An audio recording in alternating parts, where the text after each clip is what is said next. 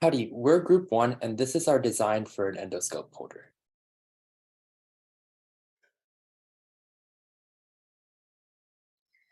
So endoscopy is a common surgical technique mainly used to minimize the invasiveness of a surgical procedure.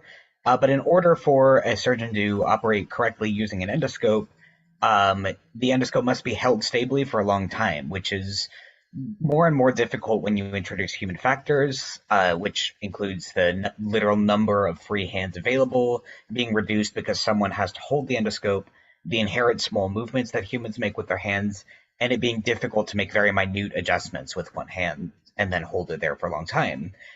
There are plenty of proposed mechanical endoscope holders in the literature, but they all share some common problems, including a limited range of motion of the endoscope, them just being bulky and not super low profile, and them not being able to be used hands-free, which somewhat minimizes their utility.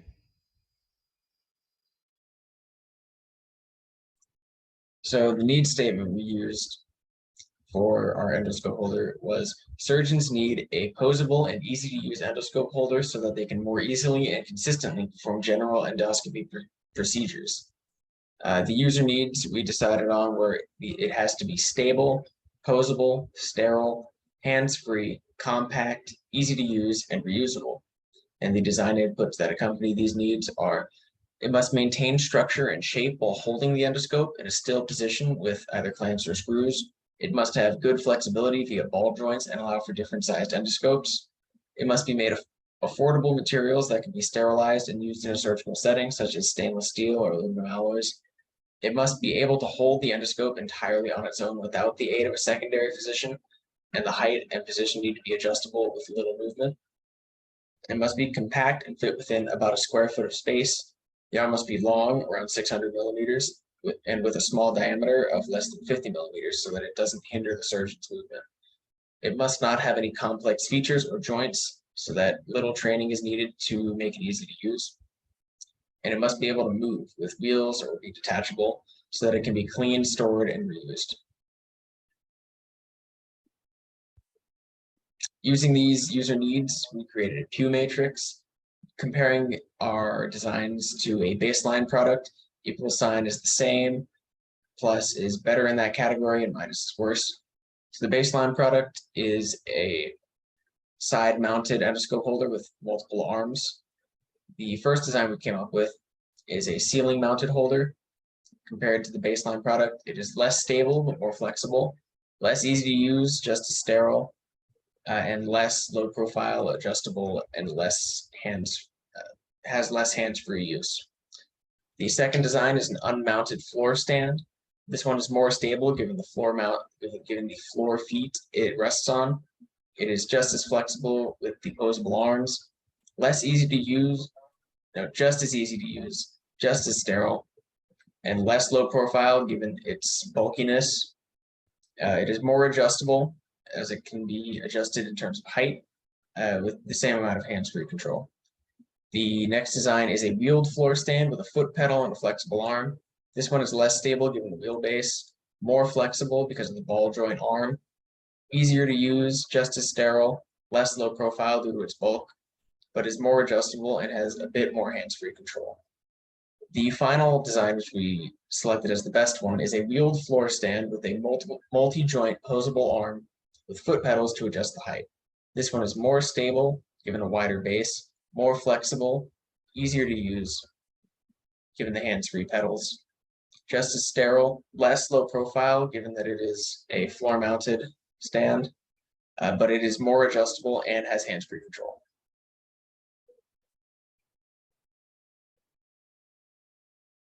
Howdy, I am Kate Waybright, and I'll be presenting our design specs and overview. The endoscope holder will have a base that consists of 2 cylinders, with one cylinder being slightly smaller than the other. This will allow the height to be adjustable using foot pedals. Wheels will allow it to be moved easily, and stoppers will be placed on the wheels to prevent it from moving during surgery. Ball joints will allow surgeons to position the endoscope wherever they need it. Our specs for the base will be outer cylinder height of 700 millimeters, and it has a diameter of 75 millimeters. The inner cylinder will have a height of 500 millimeters and a diameter of 73 millimeters. The range of heights for the bases will be between 700 and 1200 millimeters. For the arm, the length of the arm is going to be 400 millimeters, and the hinge joint of the arm will have a maximum rotation angle of 180 degrees. For the ball joints, there'll be 10 joints total. Each will have a diameter of 40 millimeters, and the maximum rotation angle of each will be 160 degrees with 3 degrees of freedom.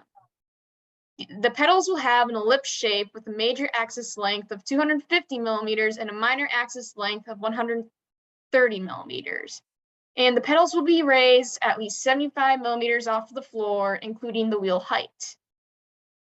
There will be 4 wheels with a diameter of 40 millimeters and a brake. Howdy, my name's Cade, and I will be going over the SolidWorks design. So for our model, for the materials, we used 304 stainless steel and A380 aluminum. The stainless steel was used on the cylindrical base as well as the endoscope clamp to provide the rigid support and stability. The aluminum was used on the arm and joints simply because it's cheaper and lightweight while still maintaining its ability to be sterilized and biocompatibility. Some notable features are the ball joints as described above. They have about 160 degrees of rotation in any given direction. Then there's the clamp. This is simply adjustable with screws as stated above. It holds most typical endoscopes ranging from 5 millimeters to 15 millimeters. Then the cylindrical support is adjustable in height. The left pedal lowers the height while the right raises it. The upper cylinder slides within the lower one. Additionally, there are brakes on each of the 4 wheels. This allows the endoscope holder to be put in place so it won't move during surgery. Howdy, my name's Rohit, and based on the chosen endoscope holder design, this is our design failure mode and effects analysis, also known as the DFMEA. The severity score indicates how much of a harm each possible risk has to the patient. Meanwhile, the probability of this risk happening is the probability score.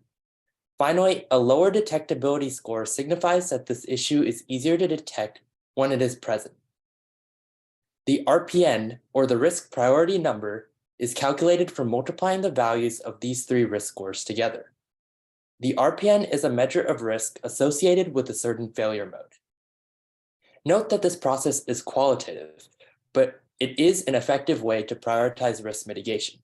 A low value is ideal, but if a high value is present, it can pose a lot of risks to the patient, as seen with the rigidity of the ball-jointed arm, which causes less dexterity when moving around the arm in the control opposable arm risk factor.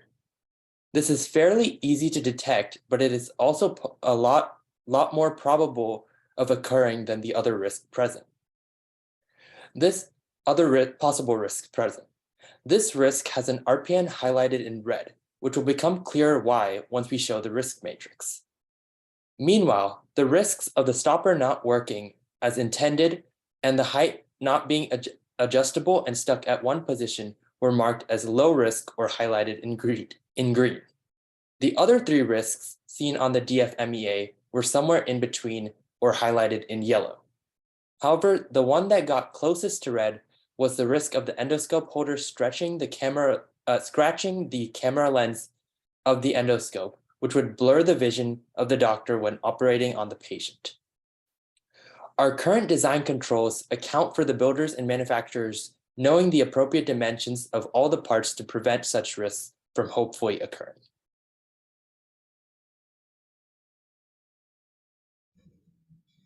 Based on the DFMEA analysis, we constructed a risk matrix. This is another way to visualize risks, essentially showing risks that are closer to the lower left corner being with a low severity, and a low probability or a high detectability, and those in the upper right corner being the worst risks, having a high severity and a high probability or a low detectability. So as you can see, based on where the risks are located in the matrix, they are color-coded in the same way that they were on the DFMEA matrix. So again, the low controllability of the arm being the highest risk in the red zone, and the stopper not working as intended or the device being stuck at one height being in the lowest risk bin because of their relatively low severity, low probability, and high detectability.